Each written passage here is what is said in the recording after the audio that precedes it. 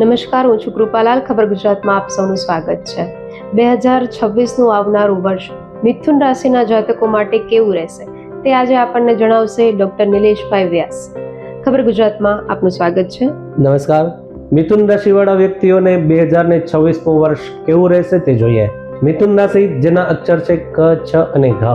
મિથુન રાશિવાળા વ્યક્તિઓને આ વર્ષ દરમિયાન શનિનું પરિભ્રમણ 10મા સ્થાન પરથી થઈ રહ્યું છે. 10મું કર્મસ્થાન, આપ જે કાર્ય કરી રહ્યા છો એને કર્મસ્થાન કહેવામાં આવે છે. તો શનિ જે સ્થાનમાં, શનિનો નિયમ છે કે જે સ્થાનમાં શનિ બેઠો હોય એનું ફળ એ સારું આપે છે, એની દ્રષ્ટિઓ જે છે એ ખરાબ છે. તો આપના 10મા કર્મસ્થાનની અંદર શનિનું પરિભ્રમણ થઈ રહ્યું છે. આ શનિ આપને થોડીક મહેનત કરાવશે પણ એનું પરિણામ તમને સારું આપશે. ધાર્યા પ્રમાણમાં સફળતા મેળવવા માટે શનિ છે જે વિલંબ કરતા ગ્રહ તો છે જ, પણ મહેનત આપે થોડીક વધારે તો કરવી જ પડશે. ઘણા સમયથી આપના રોકાયેલા કાર્યો જે છે એને પૂર્ણ કરવામાં પણ શનિ થોડીક મદદરૂપ થશે. ગુરુની દ્રષ્ટિએ જોઈએ તો કૌટુંબિક સુખમાં વધારો કરશે, કૌટુંબિક આવકમાં વધારો થશે, પરિવારના સભ્યોનો સાથ સહકાર આપને મળી રહેશે. 1 જૂન 2026 થી ગુરુ દ્વિતીય સ્થાનમાં ધનસ્થાનમાં ઉચ્ચ રાશિમાં ભ્રમણ કરશે. મિથુન રાશિના જાતકોને આ ગુરુ કૌટુંબિક અને વ્યવહારિક જવાબદારીમાં વધારો કરશે. આવક વૃદ્ધિ માટેના તમારા અગાઉ કરેલા પ્રયત્નો સફળ થશે. નવીન યોજનાઓનું તમારા તરફનું આકર્ષણ વધતું જશે.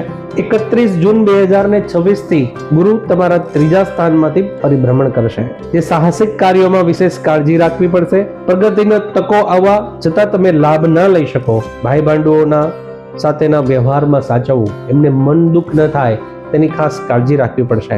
મિથુન રાશિના જાતકોને રાહુ 9મા સ્થાનમાંથી પરિભ્રમણ કરી રહ્યું છે. ધાર્મિક કાર્યોમાં વિઘ્નો આવે, ખોટા આડંબરો અને પ્રલોભનથી દૂર રહેવું. નુકસાનીના યોગો નિશ્ચિત હોવા છતાં તમે આવક વૃદ્ધિ માટે અથાગ પ્રયત્ન કરશો. મિથુન રાશિના જાતકોને આ વર્ષ દરમિયાન મહેનત પણ કરવી પડશે. બહેનો માટે જોઈએ તો આ વર્ષ એકંદરે મધ્યમ પસાર થશે. આંતરિક માનસિક અશાંતિમાં વધારો થશે. વર્ષના પૂર્વાર્ધમાં આર્થિક જવાબદારી પૂર્ણ કરવી તકલીફ વાળું બનશે, પરંતુ વર્ષના ઉત્તરાર્ધમાં તન, મન અને ધનની સુખાકારી વધશે. વડીલ વર્ગથી તમારી મૂંઝવણોમાં વધારો થશે. પરિવારમાં ધાર્મિક કાર્ય વધારે કરવાથી ભાગ્ય બળને આપ વધારી શકશો અને કુટુંબીજનોનો સાથ સહકાર મેળવી શકશો. મિથુન રાશિના વિદ્યાર્થી મિત્રો, જે પ્રમાણે તમે મહેનત કરી રહ્યા છો એ પ્રમાણે આપને ફળ થોડુંક ઓછું મળશે. માટે પરીક્ષાલક્ષી તૈયારીઓ પહેલેથી શરૂ કરજો. લેખન, વાંચન અને મનન આ પદ્ધતિ જો તમને અપનાવશો તો પરીક્ષા સમયે આપને એનો સહયોગ પ્રાપ્ત થશે. આ વર્ષ દરમિયાન ઘણી બધી તકલીફોનો સામનો કરવો પડશે. વિચારોની ચંચળતા અભ્યાસ તરફથી તમને બેધ્યાન અપાવશે. સફળતા નિષ્ફળતાનો મિશ્ર અનુભવ વિદ્યાર્થી મિત્રોને થશે. તો મિથુન રાશિ વાળા વ્યક્તિઓને આ વર્ષ દરમિયાન શું કરવું જોઈએ તે જોઈએ.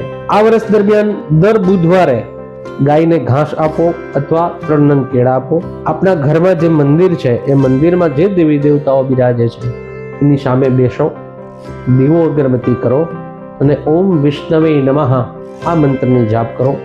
અને બુધવારે આપ આપની સાથે લીલો રૂમાલ સાથે રાખો, અથવા આપ જો વેસ્ટવોચ પહેરતા હો તો લીલા કલરના મોડેલની ઘડિયાળ આપ અવશ્ય પહેરો, જેનાથી મિથુન રાશિવાળા વ્યક્તિઓને ખૂબ લાભ થશે.